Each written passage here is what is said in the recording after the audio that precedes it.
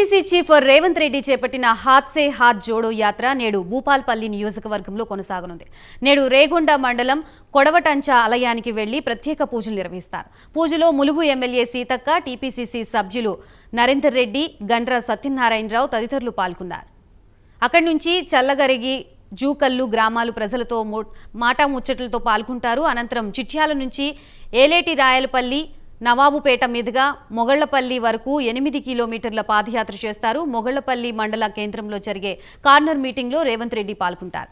ప్రభుత్వంపై వివాదాస్పద వ్యాఖ్యలతో రాజకీయ వేడిని పుట్టిస్తున్న రేవంత్ రెడ్డి మొగళ్లపల్లి సభలో ఏం మాట్లాడతారో అనే ఉత్కంఠ కాంగ్రెస్ శ్రేణుల్లో నెలకొంది.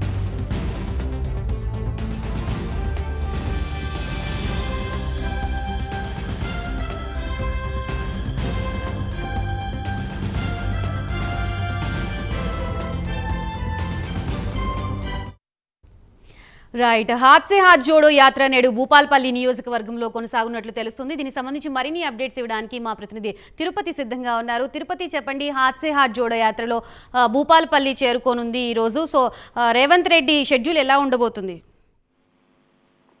గాయత్రి, టీపీసీసీ చీఫ్ రేవంత్ రెడ్డి చేపట్టినటువంటి హాత్ సే హాత్ జోడో యాత్ర భూపాలపల్లి నియోజకవర్గంలో కొనసాగుతుంది. ఇవాళ భూపాలపల్లి నియోజకవర్గంలోని చిట్యాల, మొగులపల్లి మండలాల్లో ఆయన యాత్ర కొనసాగుతుంది. కొద్దిసేపటి క్రితమే రేగొండ మండలం కొడవటంచిలోని శ్రీ లక్ష్మీ నరసింహస్వామి దర్శించుకుని ప్రత్యేక పూజలు చేశారు. అక్కడ నుండి అర్చకులు స్వాగతం పలికి పూజలు చేసినటువంటి పరిస్థితి ఉంది. ఇందులో ఎమ్మెల్యే సీతక్క, టీపీ సభ్యులు వేం నరేందర్ రెడ్డి, గండ్ర సత్యనారాయణ, మాజీ ఎంపీ సిరిసిల్ల రాజా తదితర కాంగ్రెస్ నేతలు పాల్గొన్నారు. అక్కడ మీడియాతో కూడా రేవంత్ రెడ్డి మాట్లాడే పరిస్థితి. మాట్లాడుతూ కూడా బీఆర్ఎస్ ప్రభుత్వంపై కావచ్చు, బీఆర్ఎస్ నాయకులపై ఫైర్ అయ్యారు. భూపాలపల్లి నియోజకవర్గంలో అరాచక పాలన, రాజతత్వ పాలన కొనసాగుతుంది. దీనికి విముక్తి కలగాలంటే కాంగ్రెస్ తప్పకుండా భూపాలపల్లి నియోజకవర్గ ప్రజలకు అండగా ఉంటుంది. ఈసారి కాంగ్రెస్ పార్టీ అవకాశం ఇవ్వాలని కూడా రేవంత్ రెడ్డి చెప్పిన పరిస్థితి. నిన్న అంబర్పేట జరిగినటువంటి కుక్క దాడిలో కూడా దానిపై రేవంత్ రెడ్డి సీరియస్ అయ్యారు.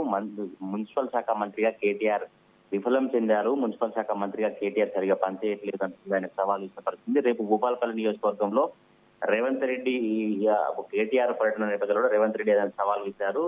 అసలు ఎందుకు మున్సిపల్ శాఖ మంత్రిగా ఇలా వ్యవహరిస్తున్నారు? కేటీఆర్ కుక్కల కుటుంబ నియంత్రణ చేస్తామనడం సిగ్గుచేటు. భూపాలపల్లి జిల్లా పర్యటనకు వచ్చే ముందు కుక్కల దారిలో చనిపోయిన కుటుంబాన్ని పరామర్శించి కుటుంబం ఆదుకున్న తర్వాతనే కేటీఆర్ భూపాలపల్లిలో రేపు పర్యటన కొనసాగించాలంటూ కూడా పైరటువంటి పరిస్థితి. భూపాలపల్లి నియోజకవర్గం పామాయిల్ కంపెనీ పేరు మీదనే పెట్టే పరిశ్రమ పేరు మీద వందలాది ఎకరాలను స్థానిక ఎమ్మెల్యే ఫిరాయించి వెంకటరమణరెడ్డి బినామీ మీద ఆక్రమించుకుంటున్నారు. ప్రజలకు అన్ని వివరించి చెప్తూ పాదయాత్ర కొనసాగిస్తున్నట్టు కూడా బీఆర్ఎస్ ప్రభుత్వంపై కావచ్చు, భూపాలపల్లి ఎమ్మెల్యే కేటీఆర్ పై పైన పరిస్థితి. మున్సిపల్ శాఖ మంత్రిగా ఆయన క్షమాపణ చెప్పి సారీ చెప్పి ఆయన వెళ్ళిపోతే మేయర్ కుక్కల మాకెట్లా తెలిస్తే మేము ఇట్లా బాధ్యులమని మాట్లాడడం సరైనది కాదు. బీఆర్ఎస్ ప్రభుత్వం ఇట్లా వ్యవహరించి ప్రజలను ఇబ్బందుల పాలు గురి చేస్తుంది.